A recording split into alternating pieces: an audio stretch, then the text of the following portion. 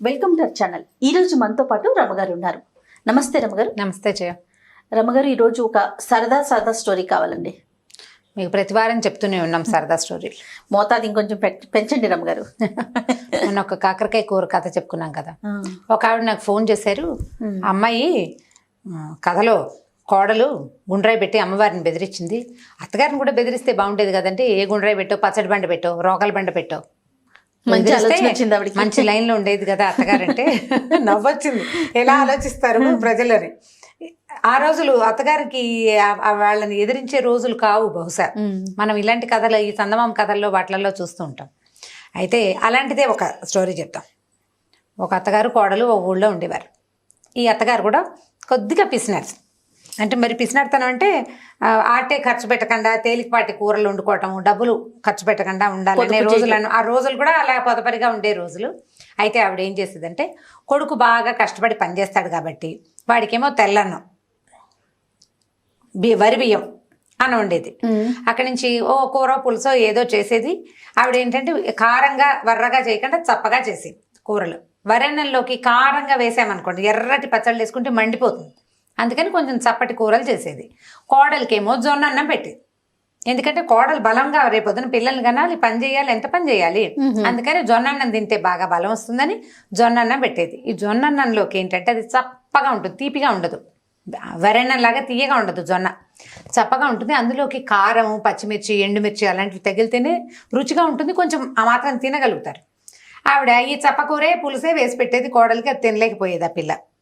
అయితే ఏమైందంటే, ఒకసారి ఓ రోజు సాయంకాలం ఈ అమ్మాయిని చెరువు దగ్గరికి కాపలాకి వెళ్ళమన్నారు. చెరువు పక్కన వాళ్ళకు ఒక చిన్న చేనేదో ఉంది. ఉంటే ఏంటంటే ఆ చెరువు పక్కన గంగానమ్మ గుడి ఉంది ఆ ఊరిది.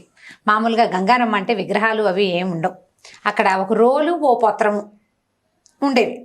గంగానమ్మ రోలు, గంగానమ్మ పత్రం అనేవాళ్ళు. ఊరి వాళ్ళు ఏదైనా పెద్ద పెద్ద పచ్చళ్ళు చేసుకుంటే వెళ్ళి ఆ రోట్లో రుబ్బుకునేవాళ్ళు.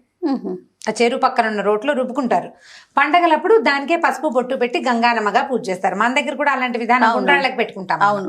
అయితే ఈ పెళ్ళి ఏం చేసింది, సాయంకాలం కొద్దిగా చీకటి పడుతుండగా చెరువు దగ్గరికి వెళ్తూ ఏం చేసిందంటే, ఓ అంత పెసరపప్పుని చెంగును మూట కట్టుకుని నిమ్మ చెట్లు ఏవో ఉన్నాయి వాళ్ళ తోటలో. వాళ్ళు అమ్మాయి వెళ్ళింది తోటేనమాట.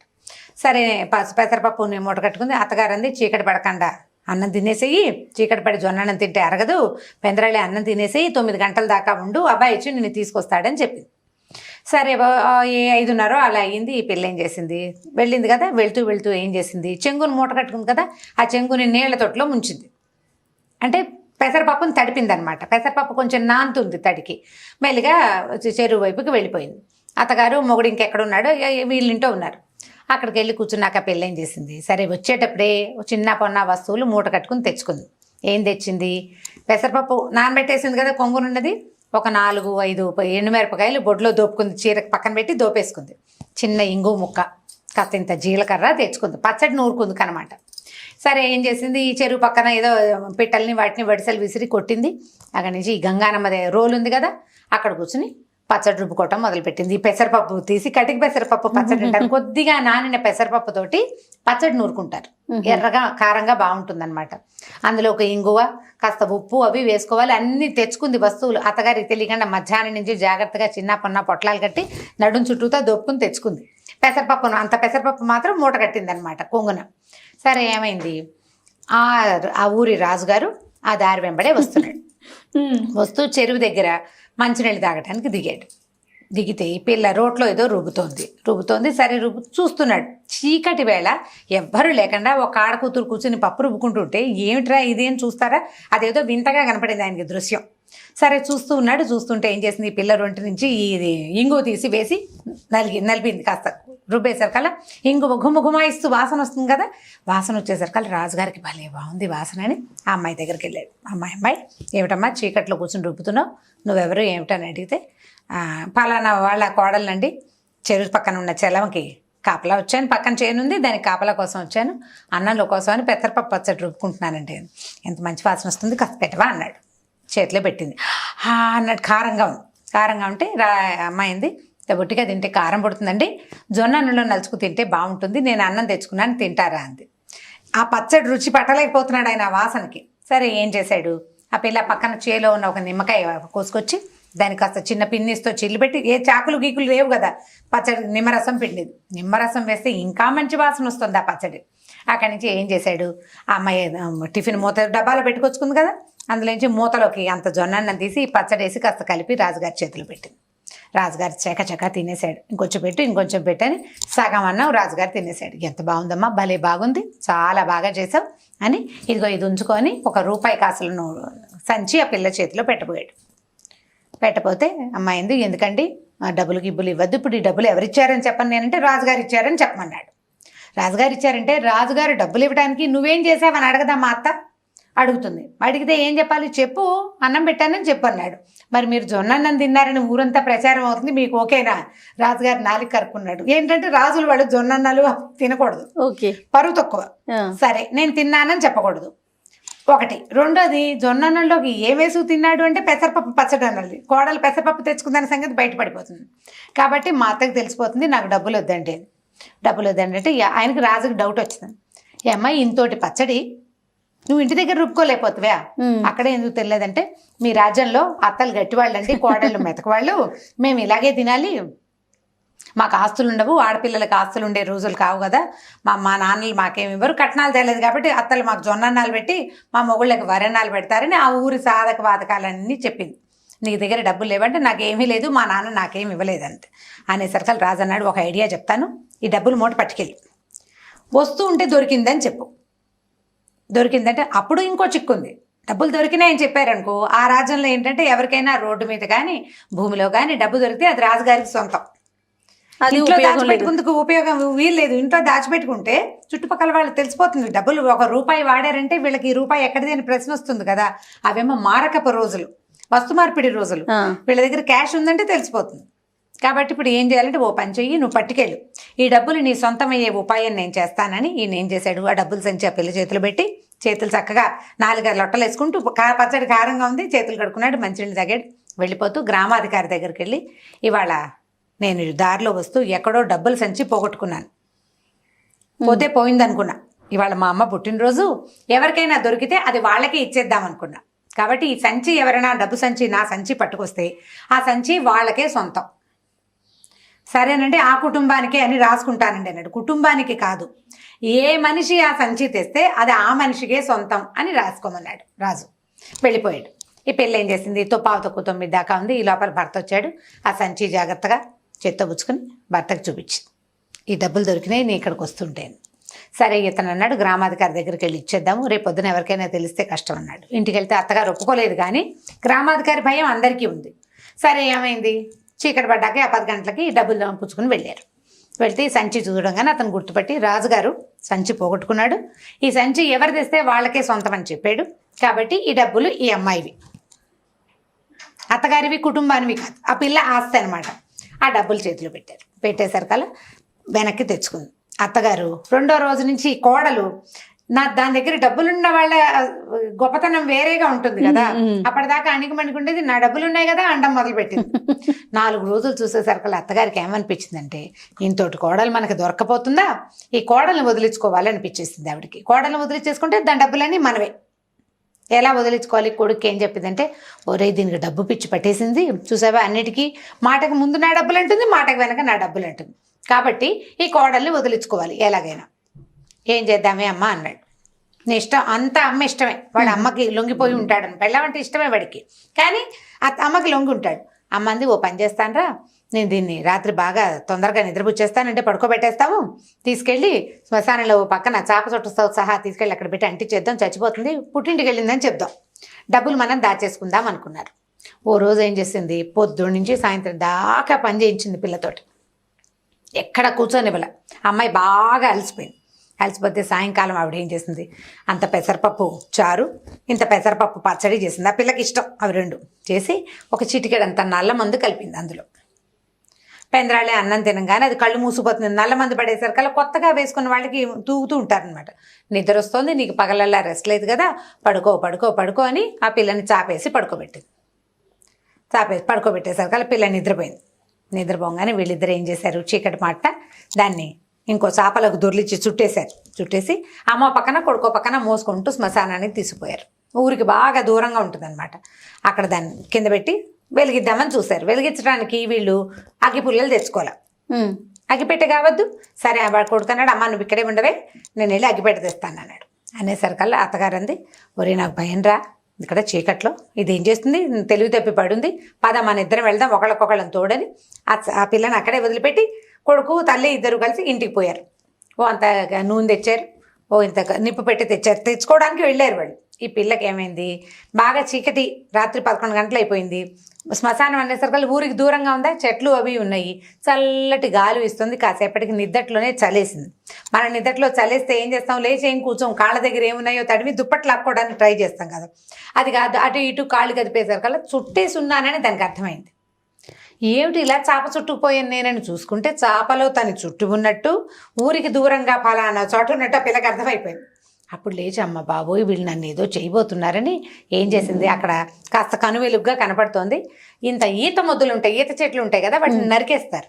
నరికితే ఇంత లాగ్జల్ అంటే ఈత మొద్దు అంటారు. ఆ మొద్దును ఒకదాన్ని చాపలో చుట్టేసేసి తను పోయి ఆ నిద్రగా నేరు చెట్టు పక్కన దాక్కుంది చీకట్లోనే. మరి తెంపర్తానే ఉంది దానికి. అక్కడ దాకా వచ్చాక భయపడితే కుదరదు కదా. వీళ్ళు ఏం చేశారు, అమ్మ కొడుకు ఇద్దరు వచ్చారు, తెచ్చి నూనె దాని మీద పోసి అంటించారు. ఈ అంటించేసరికల్లా ఈ పిల్లకి ముక్కుకి చెవికి ఆభరణాలు ఉన్నాయి, మెరుస్తూ ఉంటాయి చీకట్లో. మంట వచ్చేసరికల్లా దగదగలాడతాయి కదా.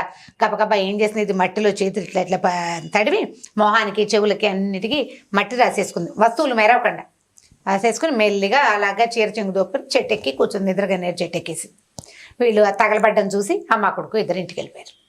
చెట్టు మీద కూర్చుంది కదా, కూర్చుని ఆలోచిస్తుంది, దేవుటి నా పరిస్థితి ఇలా అయింది, రాజుగారికి అన్నం పెట్టిన ఫలితం అంతా పోయింది, డబ్బులేమో వీళ్ళు నొక్కేశారు, ఇప్పుడు ఎటు కాకుండా నేను చెట్టు మీద చేరాను, నా మొహంలాగా ఏం చేయాలో తెలియటం లేదని ఆ పడుకుంది. కునికిపాట్లు వస్తున్నాయి, నల్ల మంది ఒకటి వేసుకుని తినేస్తుంది కదా, అట్లా నిద్రమూతగానే ఉంది. కాస్త ఆలోచిస్తుంది, మధ్యలో తెలివి తప్పి నిద్ర వస్తుంది. ఇంతలో ఏమైంది, ఊరికి దూరంగా ఉంది కదా, ఆ ఊళ్ళో నుంచి కొంతమంది దొంగలు ఈ శ్మశానం దగ్గరకు వచ్చారు, ఒక 5-6. వాళ్ళు ఏం చేశారు, డబ్బులు తెచ్చుకుని చెట్టు కింద కూర్చుని పంచుకుంటున్నారు. వాళ్ళకి వెలిగేమిటి, ఈ పిల్లని తగలెట్టుతున్నాం అనుకుని ఈత ముద్దని వెలిగిచ్చారు కదా, అది మండుతూ ఉంటుంది కణకణలాడుతూ. అమ్మ కొడుకు నుంచుంటే వాళ్ళకి అర్థమయ్యేది శవంకాలని వాసన బాగుండదని వాళ్ళ ఇంటికి వెళ్ళిపోయారు. ఆ మంట వెలుగులో వీళ్ళు డబ్బులు పంచుకుంటున్నారు.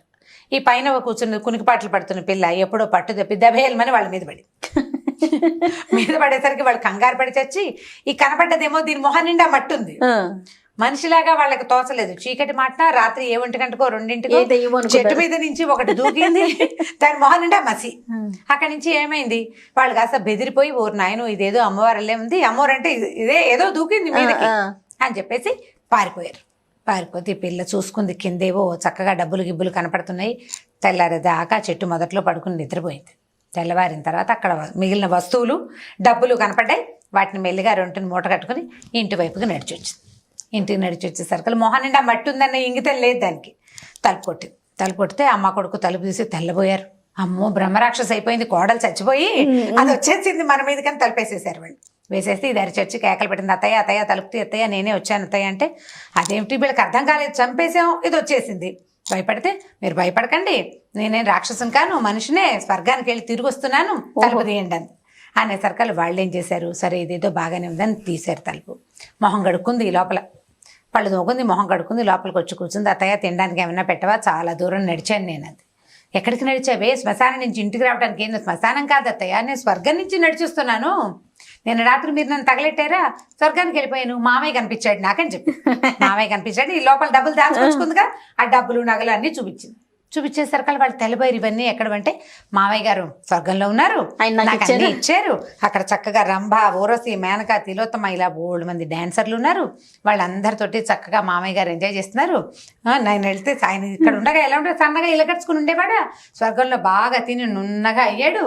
నేను కూడా రాత్రి వాళ్ళ దగ్గర చక్కగా అవి ఇవి పళ్ళు అవి తిన్నాను, నడక ఎక్కువైంది, కానీ ఇవన్నీ ఇమ్మన్నారు, మీ అత్తను చూసి ఎన్నాళ్ళు అయిందే అన్నాడు మామయ్య అని చెప్పింది. చెప్పేసరికి నమ్మేశారు వీళ్ళు, ఎందుకంటే వీళ్ళు అంటించారు కదా.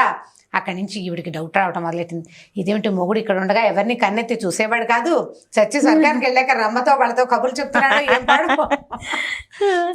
అక్కడి నుంచి దాన్ని స్వర్గం కబుర్లు అడగడం మొదలెట్టింది కోడల్ని. బాగుందా, అక్కడ ఎలా ఉంది, కుర్చీలు ఉన్నాయా, మంచాలు ఉన్నాయా, మీ మామగారు ఎక్కడున్నాడు, వాళ్ళంతా ఎక్కడ ఉంటారు, ఇంకా మనుషులు ఎవరున్నారంటే 3 మంది ఉన్నారు, మావయ్య నేను బోల్డ్ కబుర్లు చెప్పుకున్నాం, ఆయన మిమ్మల్ని చూడాలని చాలా ఇదవుతున్నాడు అత్తయ్య, వెళ్తావో వెళ్ళవో నీ ఇష్టం, కానీ మీ అత్తని కూడా తీసుకురావే అమ్మాయి అని అడిగాడు, వెళ్తావో వెళ్ళవో నీ ఇష్టం మరి రోజు 4-5 రోజులు నీ ఇష్టం అంట మొదలెట్టింది.